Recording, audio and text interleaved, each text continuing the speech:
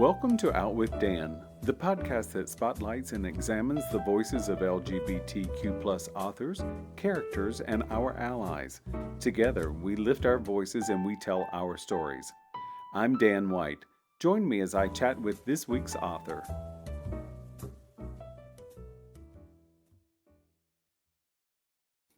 Hello and welcome back to Out with Dan. Today I'm excited to talk to Greg Wrenn about Mothership. Welcome, Greg. Hi, so great to be here, Dan. Thank you It's for so having wonderful. me. It's wonderful to have you as a guest. I had such a good time meeting you at Book Soup in West Hollywood a couple of weeks ago. Great to meet you.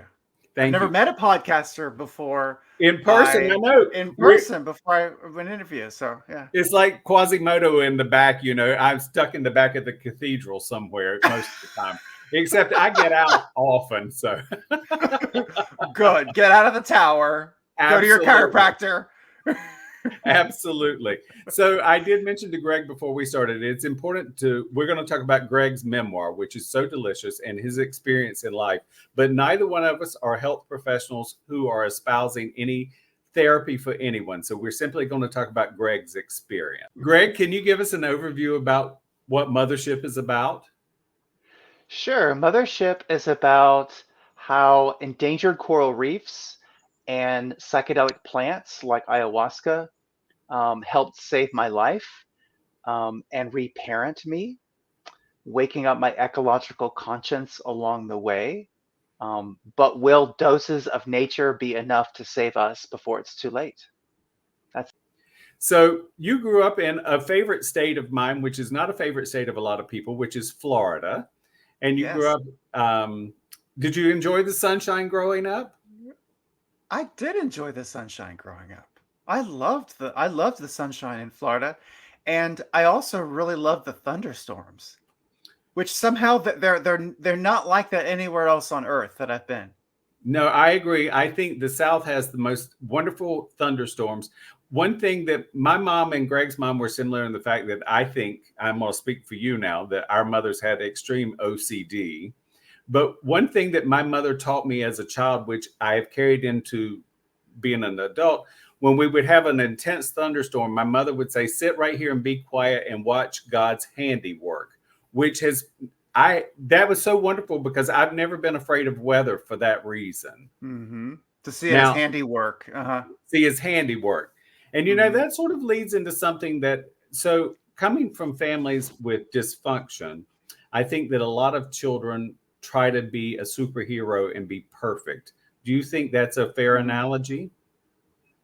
I do. I mean, they because I think kids, on the Serengeti, or something, if you were a hunter-gatherer, if you were the weakest link, your family might abandon you, if you were imperfect in some way.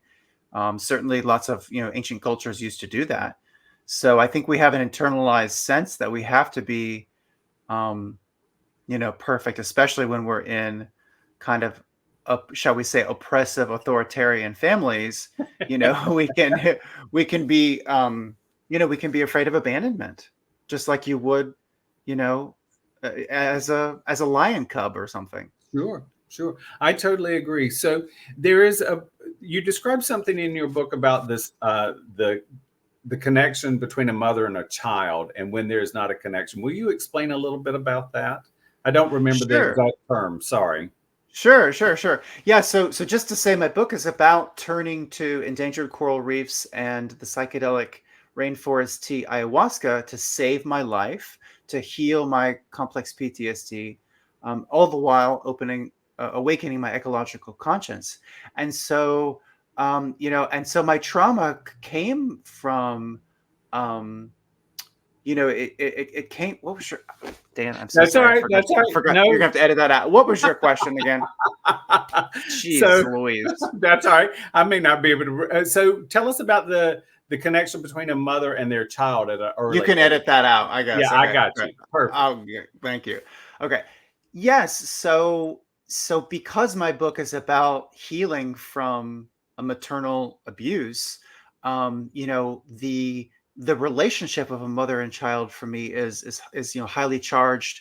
emotionally, but it's also just really fascinating to me, just kind of academically, as just kind of a nerd. I've nerded out on, what happens when a mother and child bond. And so in the book, I talk about, from the very earliest moments between a mother and child, there is something going on called co-regulation. And co-regulation is what we do with everyone, which is we in very subtle ways, we're constantly trying to telegraph to one another, I'm safe. It's okay. I'm not going to hurt you. This is a good, safe, comfortable relationship that we've got going on here, and you don't have anything to fear. And a lot of that happens through mirroring. And in ET, which is a book I talk a lot about in my book, we see that happening between Elliot and ET.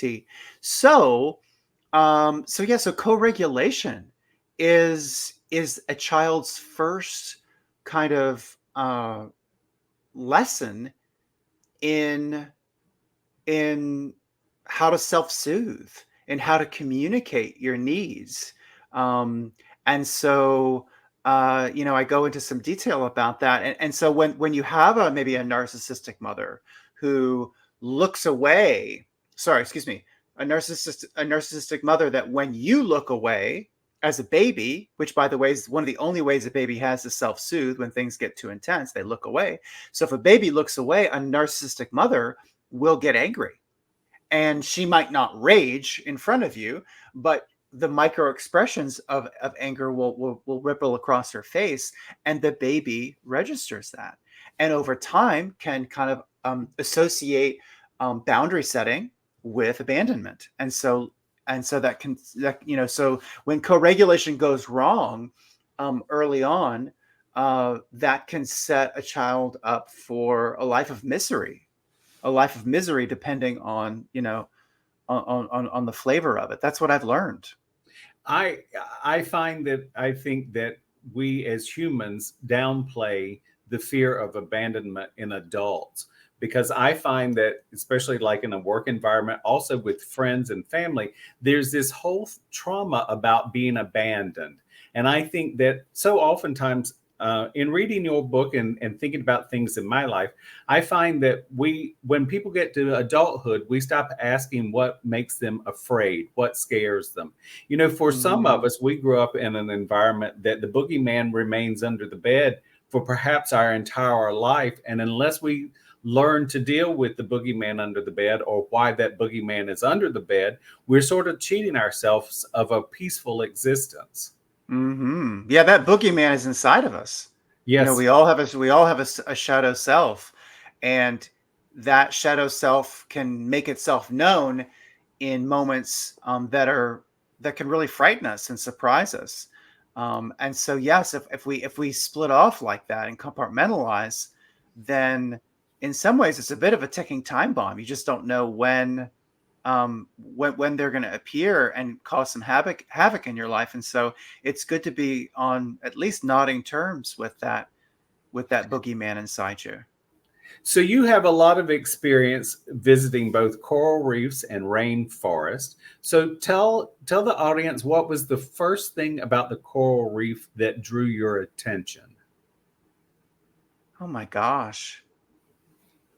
Well, I think that it was just an alien world. It was so unlike, in some ways, so unlike being on land. But when you think about it, as I've thought about it more and more, yes, it is a kind of alien world. But in a way, a coral reef is a forest that's underwater. And a forest on land is like a reef that, you're just replacing the fluid of water with air. So it's it's kind of a way to think about it. But I think it was just how beautiful and strange it all is. And I think as someone who felt like an alien, there was something comfort as someone who was an alien, but also as someone who felt like an alien, but also was a trauma survivor. Like, going to coral reefs, they're endangered. I felt in danger. and as someone who felt like an alien, it was like, oh well, I'm just an alien among aliens. We're, almost this strange sense of belonging to be there. And it's a unique situation that it's a living, breathing organism that lives under the water, and it's a temple for so many different microorganisms and plants Hmm. and seafood, fish. And so in my mind, I think of coral reef sort of like a distant planet where all these little spaceships are hovering around the planet, and it just sort of it lives, and it's very different. And then I was saddened because this is a statistic we talked about. I gather 97% of the Florida coral reef has died. And that is just, it's so saddening to me. Hmm. Why It do is they very sad. why do they die? Well, they die because they're extremely sensitive to temperature. And as your listeners know, the Earth is getting hotter and hotter, and the oceans are absorbing most of that heat for us. And so, coral reefs, being the sensitive creatures they are, they're they're dying. They're bleaching and they're dying. And so they are the kind of the canary in the coal mine for us. Wow. And so we have to think, well, today it's the coral. What is it in 10 years, 20 years, 30 years? Are we are we going to go the way of coral? So it's a real alarm bell that's being rung every time we encounter a dead or dying reef. And I know that I remember in the old days when I lived in Florida, people would go and they'd break off a piece because they wanted something to take home and stuff. And I mean, but it's what humans do, especially ignorant Yeah. humans that don't know any better. And I'm not necessarily blaming people. I mean, what No. they do is wrong. It's just they should educate themselves. And one of the things Hmm. because it's not only in our environmental book, but it is. And I thought that why is it that the EPA is such a dirty word to so many people in this country? We do things to harm ourselves. We try to set up rules and regulations to make this a Hmm. better environment that we live in, and yet a whole group of people have painted the EPA as being such a dirty thing. I know, having Hmm. grown up in eastern North Carolina, Duke Energy spilled a lot of waste into rivers in North Carolina that killed all kinds of fish and plant life. And yet the people in North Carolina have time after time have refused to punish Duke Power for destroying ecological systems. And I just don't get it. I really don't. And I hate to call out Well, Duke Power, but I've already have. sure. Well, I think, I think that's a publicly traded company. It's paying dividends to a lot of people. And Yes. so they also, and they pay a lot of people to spread disinformation and fear as well, I'm sure. But I think, yeah, I think a lot of people's, I guess there are a lot of jobs that are associated with it. So yeah, I think I think it's sad, but human beings, they tend to think in the short term, and they don't want to think about that. They don't want to think about the generation ahead, or even the next 10 years ahead. They're thinking about the next quarter. Right. Uh, What can I get out of it for hmm. myself? That's right. And Hmm. we hear loads of parents say, I want my children and my grandchildren's generation to be better, but yet there are not enough people actually participating in that talk. They don't walk the talk, they just talk the talk. So, and that's a sad thing to me anyway. It is sad. It is sad, and I think part of being human is not walking your talk, and you're trying maybe as best you can to walk your talk, but being human, there's always that gap between who we want to be and who we really are. And so it's and then you have 8 billion of us kind of missing the mark, if you will, Yes. on the planet. And so it's no wonder that we've gotten ourselves into the mess we've gotten ourselves into. um and it's tragic. Human It is. nature is tragic in some ways, very tragic. It is. It is. I also want to sort of compliment you on some lyricism in your book, which I Oh, just thank you. absolutely loved. And I'm gonna read a little something because I write down notes because my memory is good. But so compassion as a verb, it quivers in response to suffering. And I think that that is so true. It's easy not to be compassionate, but if we're going to move ahead in life, just as we were just talking about now, compassion is so important. It is. It is. And we have to make ourselves available enough, you could say emotionally, to allow the heart to quiver. You know, if Absolutely. we're doom scrolling at 3 a.m. on the toilet, like so many of us are doing, we are not we're not, we're in fight flight. It's really hard to feel compassion when you're in fight flight. When you're high cortisol, Yes. hot fight flight, it's very hard. And when you're Yes. go go go go go, it's really hard to feel compassion. And so we have to kind of swim upstream and slow down and be willing to look people in the eye and to feel into every moment as best we can. And when we do that, we're going to find pleasure, but we're Yes. also going to find pain. And Yes. that pain is not a problem. That pain is actually it's a springboard for helping. And I think that's why I wrote this book, is because I felt a lot of pain being at these reefs and meeting Mother Earth face to face underwater the way that I have, at a time when, coral reefs are bleaching and dying around the world. That hurt, that ecological pain, it really got in there. But I kind of had to slow down underwater and really breathe. And as you do with scuba gear, you can't hyperventilate, right? You gotta breathe slowly. You got to And so in breathe, a or else way, you're going to be floating and right, not you in a gotta good you way. gotta breathe, but not too fast. Yeah. So it's in a way, scuba diving kind of it primes you to kind of not be in fight flight, and to meet these creatures face to face, eye to eye. And it's hard not to be shaken by the beauty, but it's also very hard not to be shaken by the threat.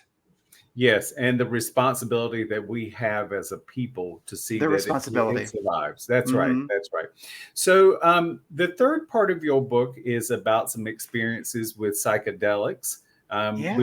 Would you give the audience some maybe a story about where how that affected you and what it's done? And Sure. I hope that doesn't sound so simplistic. I mean it with the greatest of respect. No, no, no, no, no. It's a really long conversation, and so we'll just kind of touch on it a little bit, and folks, if they're interested, they can check out the book to learn more. But because the book does contain 70 peer-reviewed scientific articles, and so these claims that I make about psychedelics, I want people to understand that I've done my research.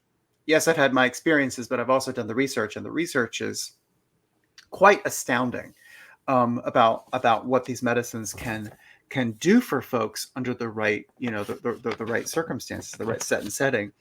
So to make a long story short, very long story short, I showed up to the Amazon in 2019 um, as a psychiatric patient. So I was walking a very suicidal path, and I did not know what to do with myself. And so I ended up going to an ayahuasca center in the Amazon, essentially, like I said, as a psychiatric patient. And there I worked with ayahuasca. I drank ayahuasca in ceremonies there, and it changed my life. And we just to kind of go through some of the benefits of ayahuasca. Let's just, you're asking for kind of I think a more zoomed out kind of look at this. So I'll just say that, psychedelics, they are, as Michael Pollan puts it in his book, How to Change Your Mind, they are a kind of control alt delete for the brain. So reboot, and making the brain much more malleable, much more coachable. And so for someone with with gay shame, like me, like so many people, as someone who had complex PTSD, right? The result of prolonged repeated abuse from which you Yes. cannot escape, right? And Yes. that's abuse that's interpersonal and from your caregiver, right? So that that enabled those medicines enabled me to kind of change the thinking that was behind my misery, the thinking that was behind my addiction and my addictions and compulsions. Um, and and because ayahuasca is what's known as an anti-amnesic, it helps you remember the past, helps you remember those repressed traumatic memories. And yes, you feel the panic, but the panic, as you work with the medicine, it begins to dissipate, and love and safety begin to kind of infiltrate those traumatic memories as they're reconsolidated in the brain. And so it was a really life-changing experience. And needless to say, after you read about some of the things I went through as a kid, it took more than a couple ceremonies for me to get right.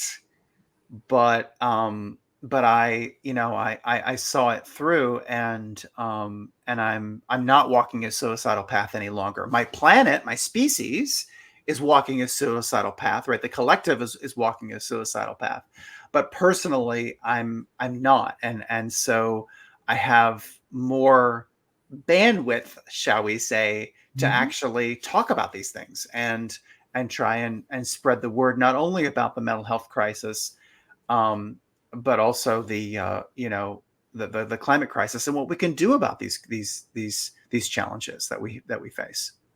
Hope. And I see a clear correlation between mental health and climate crisis, You do. because what I Mhm. see is that so many people want to bury their head in the sand and pretend that neither one of those issues exist. We all know that both climate crisis, mental health, abuse, all of these things go hand in hand. We are abusing the planet as some people have abused other human beings. And it Mhm. is something we have to face these things head on with our eyes open and try to educate ourselves. And I do want to point out one thing that you mentioned, and I want to highlight it. In your book, there are so many articles and so many other books that are talked about and mentioned and incorporated into your work. So this isn't just Greg's fly by night story. This is a well documented research and a memoir of your coming of age. And I was sort of, Mhm. when I first saw something blurbed about this was your coming of age book, I almost laughed, because I'm like, well, he's not describing his 12-year-old coming out as being gay, but we reach our coming out whenever we reach it. There is no certain age to reach to come out, and you can come out more than one time.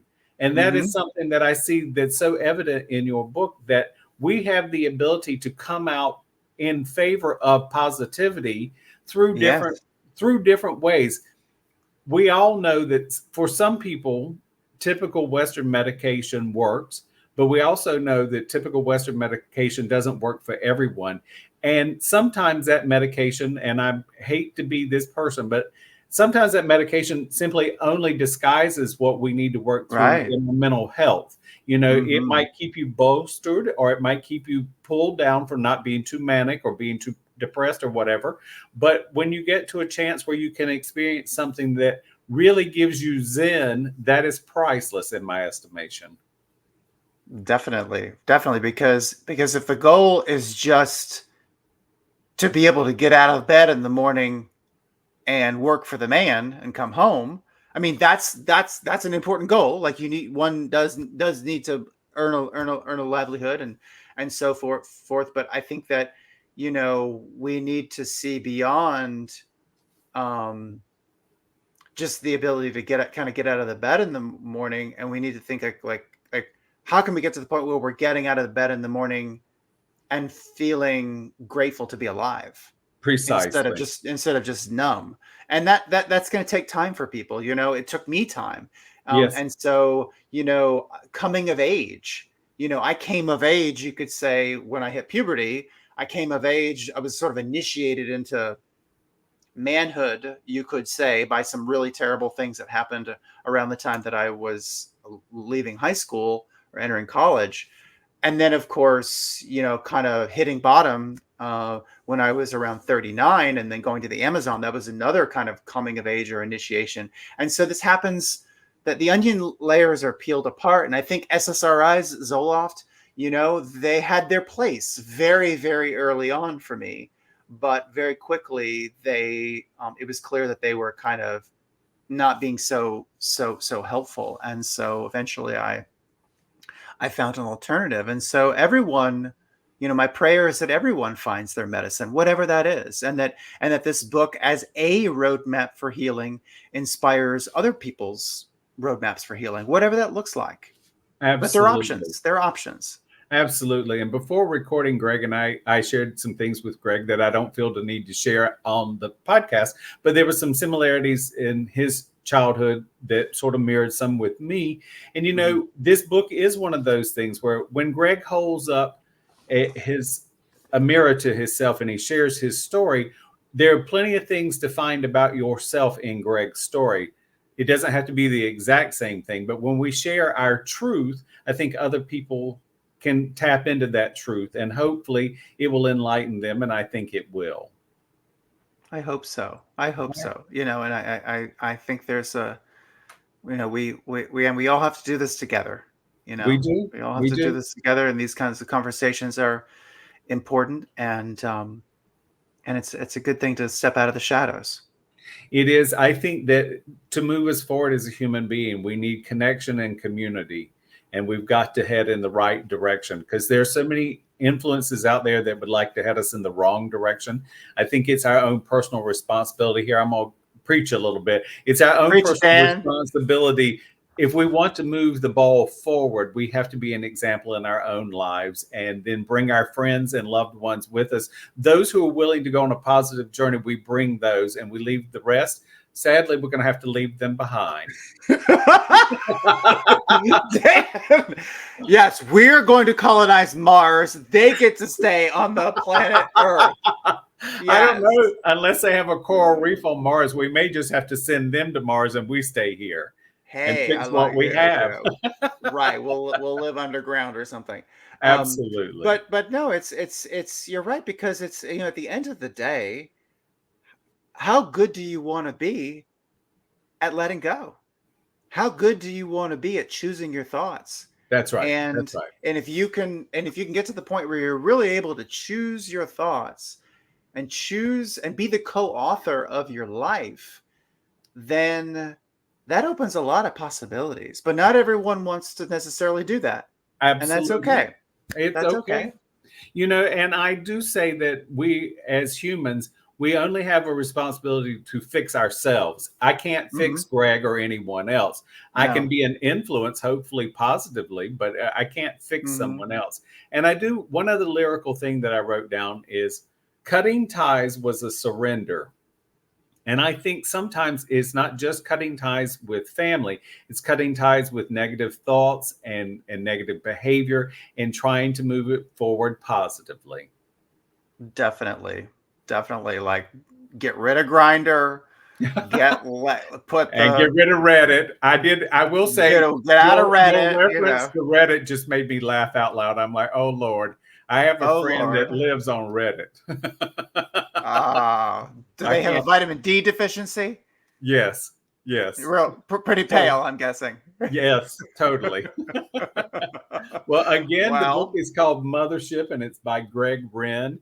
Greg, thank you for being here. Do you have a social media or a website you'd like to share? Sure. People can find me on Instagram, GregJWrenn,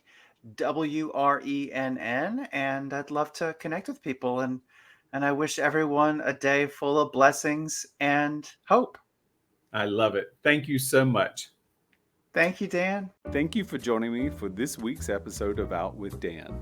You can find more information about this podcast and its host at OutWithDan.com, on Twitter at OutWithDan, and on Instagram and Facebook at GoOutWithDan.